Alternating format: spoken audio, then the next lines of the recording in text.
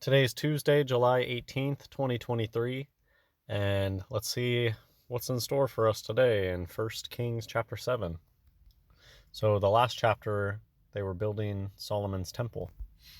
But Solomon was building his own house 13 years, and he finished all his house. He built also the house of the forest of Lebanon. The length thereof was 100 cubits, and the breadth thereof 50 cubits, and the height thereof 30 cubits, upon 4 rows of cedar pillars, with cedar beams upon the pillars. And it was covered with cedar above upon the beams, that lay on 45 pillars, 15 in a row. And there were windows in 3 rows, and light was against light in 3 ranks. And all the doors and posts were square with the windows, and light was against light in 3 ranks. And he made a porch of pillars.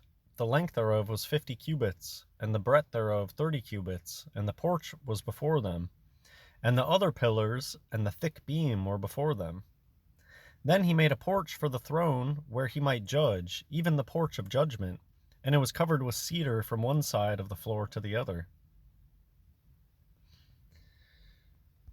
And his house where he dwelt had another court within the porch, which was of the like work. Solomon made also an house for Pharaoh's daughter, whom he had taken to wife, like unto this porch. All these were of costly stones, according to the measures of hewed stones, sawed with saws, within and without, even from the foundation unto the coping, and so on the outside toward the great court.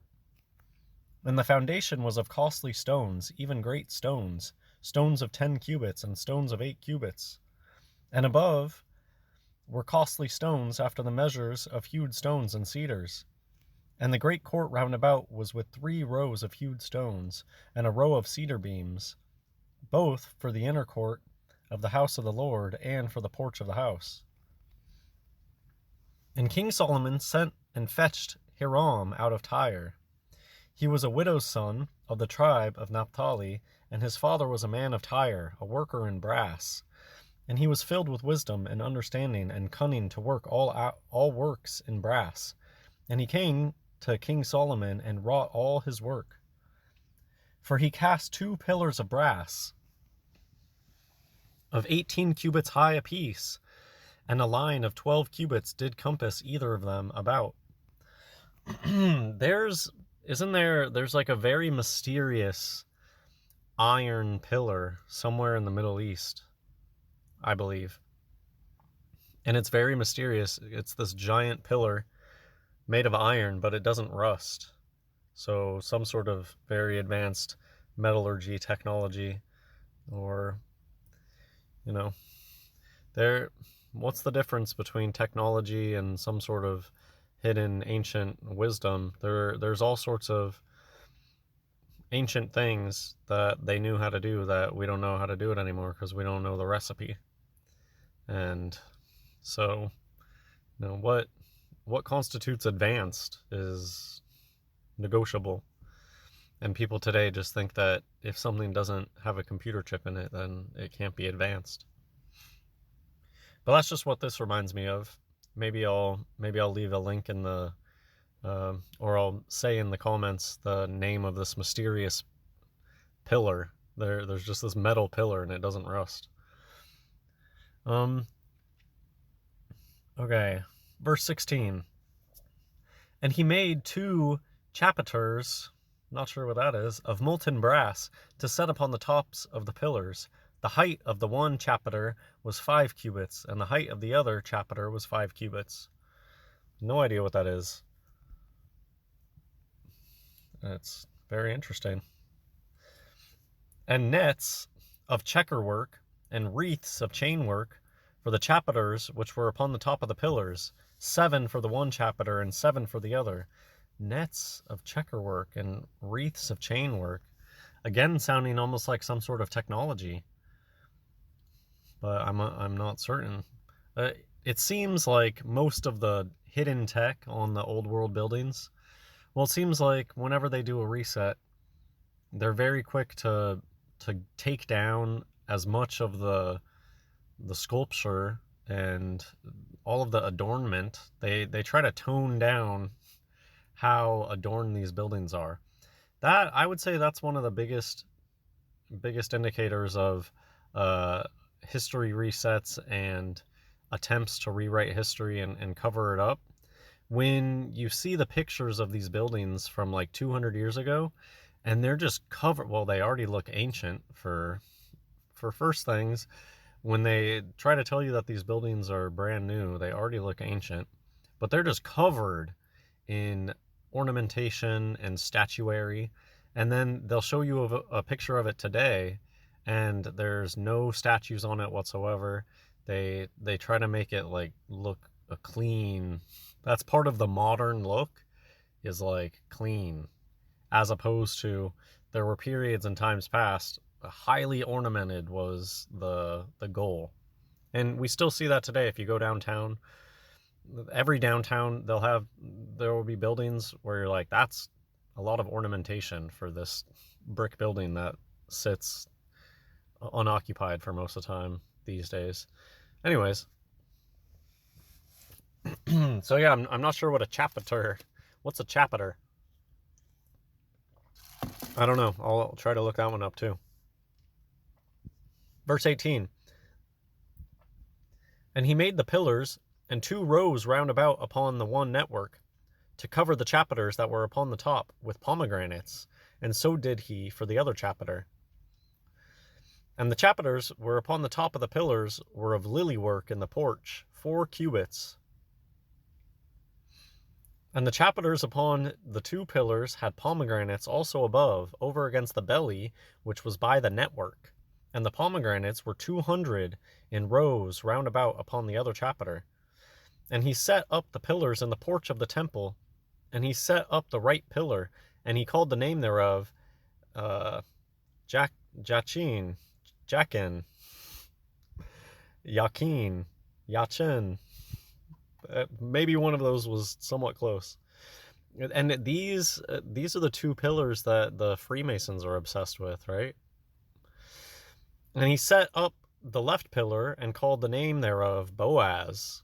I mean, the Freemasons are all about this Temple of Solomon idea. And upon the top of the pillars was lily work, so was the work of the pillars finished. And he made a molten sea 10 cubits from the one brim to the other. It was round about, and his height was 5 cubits, and a line of 30 cubits did compass it round about. What's the molten sea? 10 cubits from the one brim. Is that like, my mind goes to Mercury. Was this like a pool of mercury that they had? I don't know. That's just where my mind initially went, but a lot of things seem like tech, like these metal network, even the word network there. Recently somebody was talking to me about the cathedrals and there being advanced wind technology built into the building itself. Like maybe the cathedrals had at some point functioning air circulation systems that were just built into the building themselves. And I know that a lot of the buildings have strange metalwork running through the buildings. Anyways, verse 22. And upon the top of the pillars was lily work, so the work of the pillars finished. Oh, I already read that. Verse 24, where I was left off. And under the brim of it round about there were knops compassing it, 10 in a cubit, compassing the sea round about. The knops were cast in 2 rows when it was cast. Very technical. They're being very technical with all their explanations. It stood upon 12 oxen, 3 looking toward the north, and 3 looking toward the west, and 3 looking towards the south, and 3 looking toward the east. And the sea was set above upon them, and all their hinder parts were inward.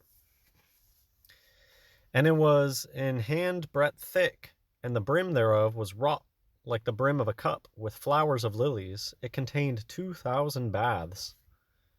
Interesting unit of measurement.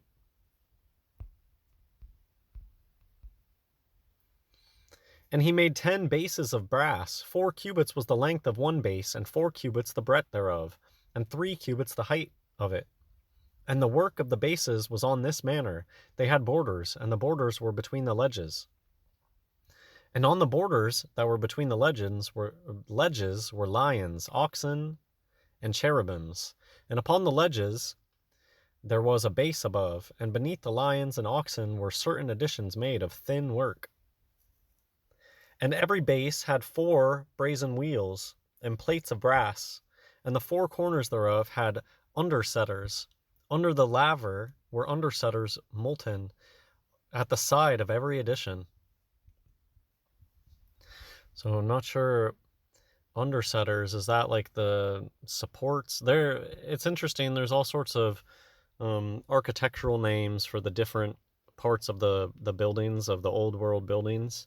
All of the different ornamentation works and structural supports have been given fancy names these days. And so I'm wondering what we might call an undersetter these days. There's probably a architectural term that gets used today. Not sure what a laver is. And the mouth of it within the chapiter and above was a cubit, but the mouth thereof was round about after the work of the base, a cubit and a half. And also upon the mouth of it were gravings with their borders, 4 square, not round. And under the borders were 4 wheels. And the axle trees of the wheels were joined to the base, and the height of a wheel was a cubit and half a cubit.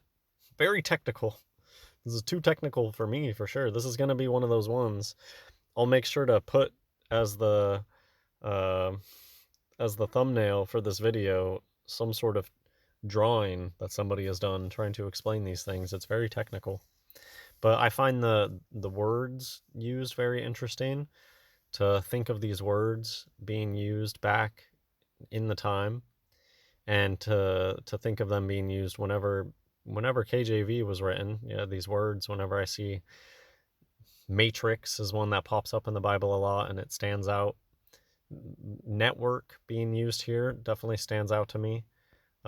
Axle trees, like, I don't think that these people were super primitive. They knew what they were doing. Something else from this chapter that I find interesting is that there was this one, I don't want to say master. These days you're not supposed to call anybody on earth a master. That's why the master masons, and they're always, if anybody is like good, the top of their field, it's just the natural state of today to call them like a master of their craft or whatever.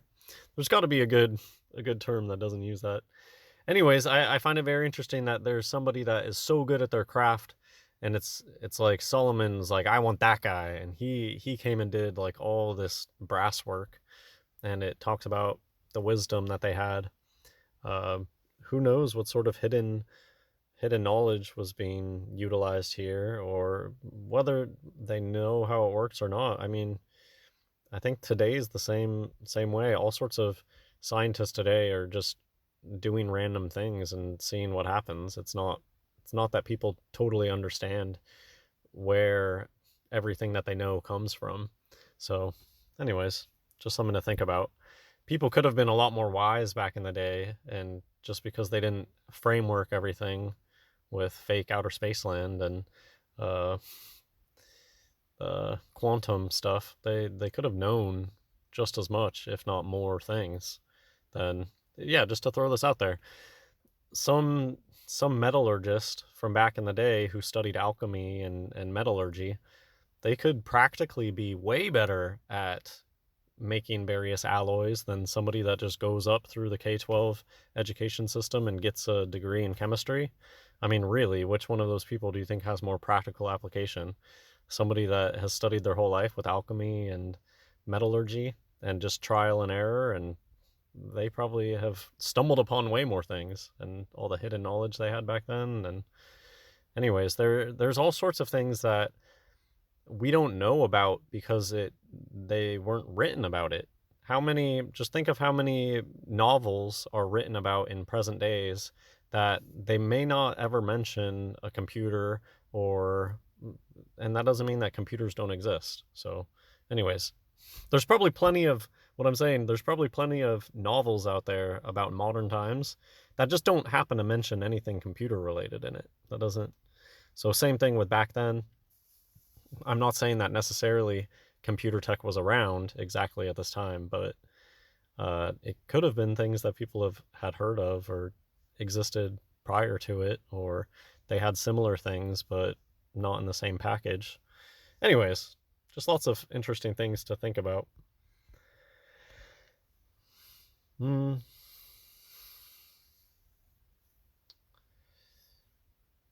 I think I'm on...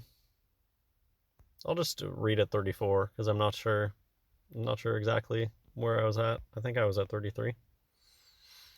And there were 4 undersetters to the 4 corners of one base, and the undersetters were of the very base itself. And in the top of the base was there a round compass of half a cubit height, and on top of the base of the ledges thereof and the borders thereof were of the same. For on the plates of the ledges thereof and on the borders thereof he graved cherubims, lions, and palm trees, according to the proportion of every one, and additions round about. After this manner he made the 10 bases, all of them had one casting, one measure, and one size. Then made he 10 lavers of brass. One laver contained 40 baths, and every laver was 4 cubits, and upon every one of the 10 bases one laver. Might be something to do with washing. I know that it's like the French word for to wash, I believe. And he put 5 bases on the right side of the house, and 5 on the left side of the house, and he set the sea on the right side of the house eastward over against the south. And Hiram made the lavers, and the shovels, and the basins. So Hiram made an end of doing all the work that he made King Solomon for the house of the Lord. The 2 pillars and the 2 bowls of the chapiters that were on top of the 2 pillars, and the 2 networks to cover the 2 bowls of the chapiters which were upon the top of the pillars, and 400 pomegranates for the 2 networks, even 2 rows of pomegranates for 1 network, to cover the 2 bowls of the chapiters that were upon the pillars. And the 10 bases and the 10 lavers upon the bases, and 1 sea, and 12 oxen under the sea, and the posts and the shovels and the basins, and all these vessels which Hiram made to King Solomon for the house of the Lord were of bright brass. In the plain of Jordan did the king cast them, in the clay ground between Succoth and Zarthan. Man, the attention to detail here, saying exactly what type of, where the earth was that they casted these things out of. And Solomon left all the vessels unweighed, because they were exceeding many, neither was the weight of the brass found out. Interesting. That's very interesting. That it was just too much of an undertaking. He didn't care to, because this type of thing usually, yeah, they'd be very interested in how much they're using. Maybe an indication of the fact that Solomon, it's like no expenses, that they don't even need to account for the brass, because it doesn't matter how much they need to use. Solomon will acquire it for this. That's almost what it sounds like. Like, this aspect was just very blank check, make it happen, and there's no end to Solomon's ability to get what's necessary to finish it. And Solomon made all the vessels that pertain unto the house of the Lord, the altar of gold, and the table of gold, whereupon the showbread was. And the candlesticks of pure gold, 5 on the right side and 5 on the left, before the oracle, with the flowers, and the lamps, and the tongs of gold.